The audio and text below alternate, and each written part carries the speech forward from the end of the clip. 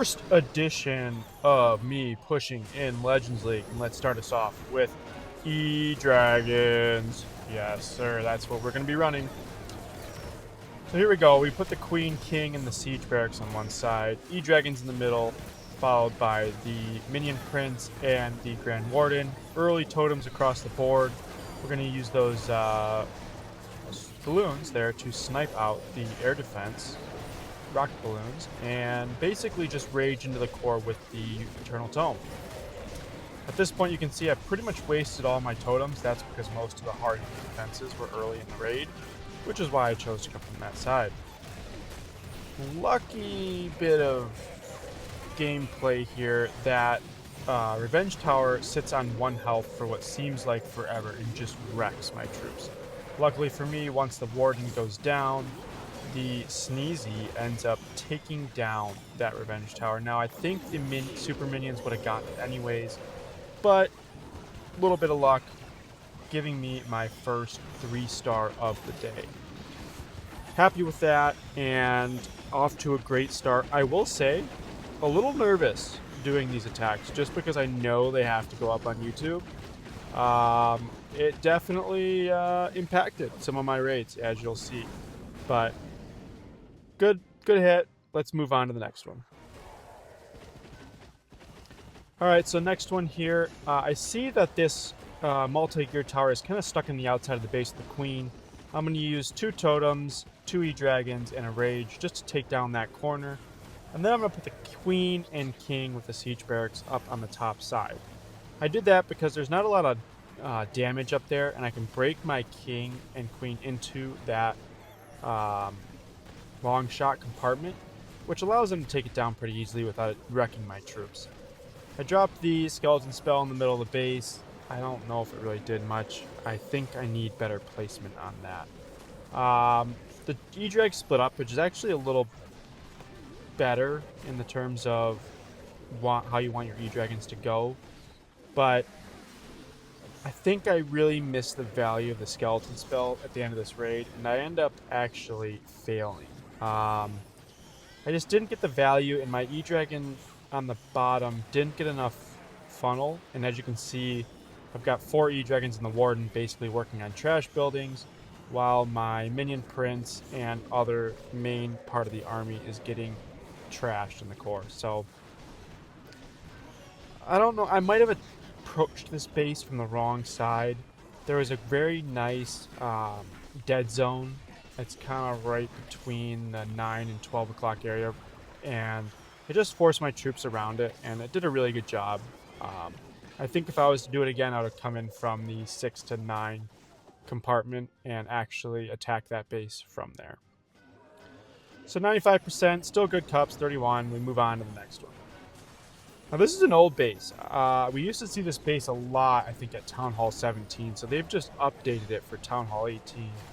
And luckily I've hit it before, so I kind of knew what I was going to do. I dropped 3 E-Dragons and the 9 o'clock section to take out all of those defenses and set a perfect funnel. I then used my King and Queen and break into the noon compartment just to get these E-Dragons to path right into this Monolith, Revenge Tower, Double Spitter, and Inferno compartment. Once you get that down, I mean, it's really, as you can see again, I've used a lot of totems in the beginning, and now I'm just kind of waiting until they get to the hard-hitting backside defenses. And you're trying to save your Skelly spell for a spot that would be beneficial. I don't think I'm using it 100% correctly yet. I see a lot of the pro players use it on monoliths and the Revenge Tower or the multi-gear tower, and I seem to just have it left over. So I'm going to work on that and try and get it put down earlier in my raids in the future. Moving into the 4th attack, this is probably my worst attack of the day, which is saying a lot, because you'll see.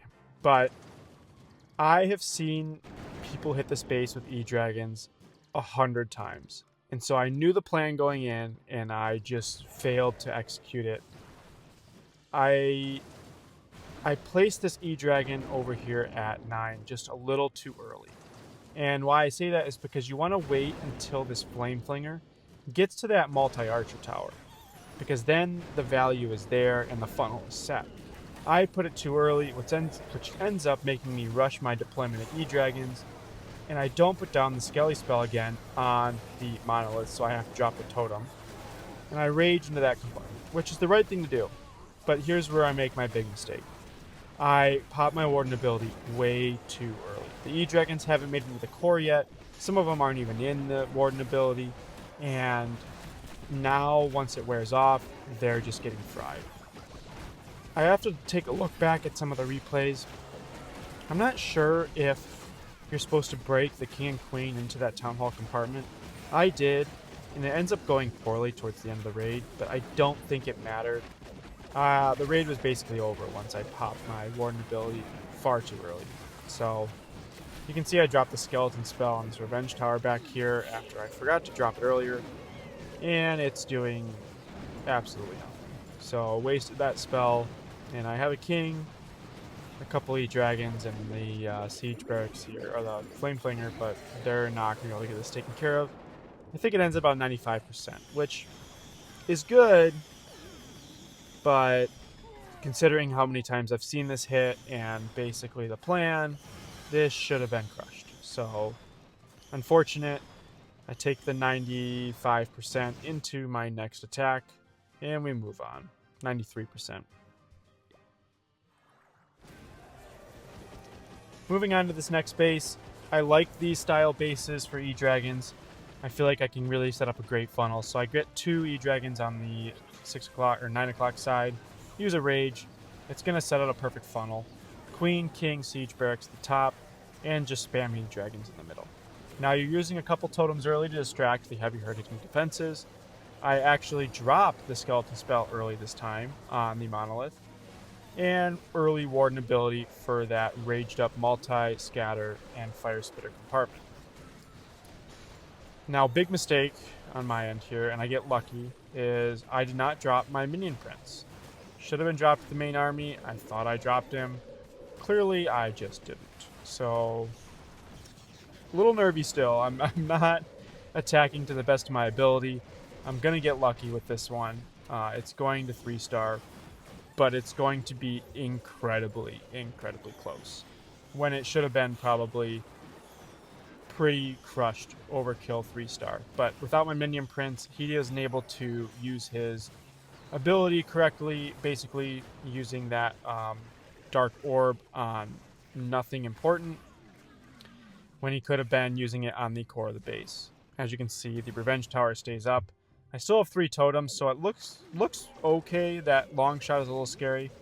I try and totem for the Revenge Tower, but it gets 1 shot off right away on my Minion Prince. Unlucky, but he was going to get hit by a Black Mine anyways.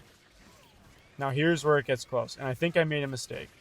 So the King is attacking the long shot, and the long shot is focused on that totem, and I drop another one, and the long shot retargets the King. And I thought that was it. I thought I've lost the raid. It's going to be a 1-star. It's going to be embarrassing. But I sneak by with a sliver of health from the King. Lucky, lucky me. Moving on to the next one. We're kind of in a groove. We've hit 2 3-stars in a row. Let's see if we can keep it up. Another very quick entry. I'm dropping a couple E-Dragons at the bottom of the funnel. King and Queen at the top. And then I'm going to get my E-Dragons and Minion Prince working around this Town Hall compartment. I see that there is a invis spell, so once they get in there, they're going to move up into that heavy defensive compartment. These bases are built to basically destroy throwers, and I think E-Dragons kind of have an advantage because they get the great chain value in the core. So as you can see, the invis tower goes off, but my E-Dragons are going to retarget the long shot. I make sure to use a totem on them, and then get a great Dark Orb value from my Minion Prince. He throws up most of the key defenses on the back end. An underrated part of this strategy is the super minions that come out of the CC. They're able to take out quite a bit of defenses if you can keep them protected, which means if the heroes are there or there's E-Dragons in front of them, they really just crush bases.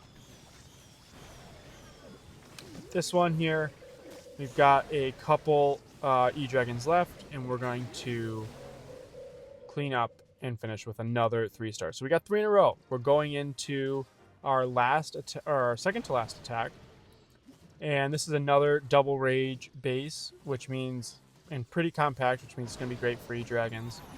We start an E-Dragon up on the top. King, Queen, Siege Barracks on the bottom. It's a pretty universal strategy. Sometimes you use the Flame Flinger if you can find great value. Sometimes you'll use the Log Launcher if you want to break some of your troops into a certain compartment. Otherwise, I just drop the Siege Barracks when in doubt. Early Warden Tome to work yourself through this Rage compartment. And then big Minion Principality right through the core. And as you can see, the heroes are on the bottom side, and they're staying pretty well, just healthy. And the reason for that is because there's just not a lot of defenses down there. This is important because when you can find a side of the base where the heroes don't have a ton of defenses hitting them, they can pretty much survive the entire attack and carry your E-Dragons on the back end. So as you can see here, King is going to work his way around. The super minions are distracting or attacking the buildings, and they are going to be able to take out the rest of this base.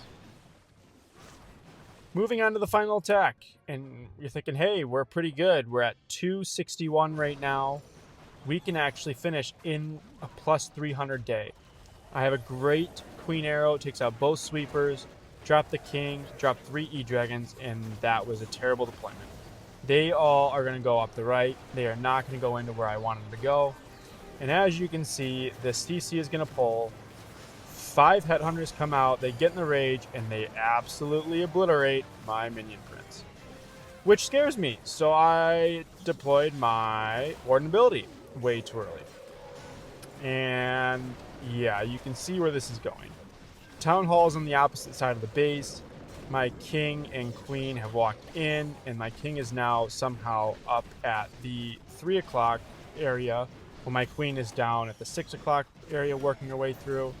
Revenge Tower is still up, and yeah. Ending on a good note. We're gonna 1-star. Day was really going well, was really happy with it, and then this happens. Well, it had to happen sometime. At least we got it out of the way on the first day. So here's my vlog. Plus 275. That I really wish I had that last attack back. I actually think I hit that attack on my mini and 3-starred it. So tough break, but it is what it is. I'll see you guys tomorrow.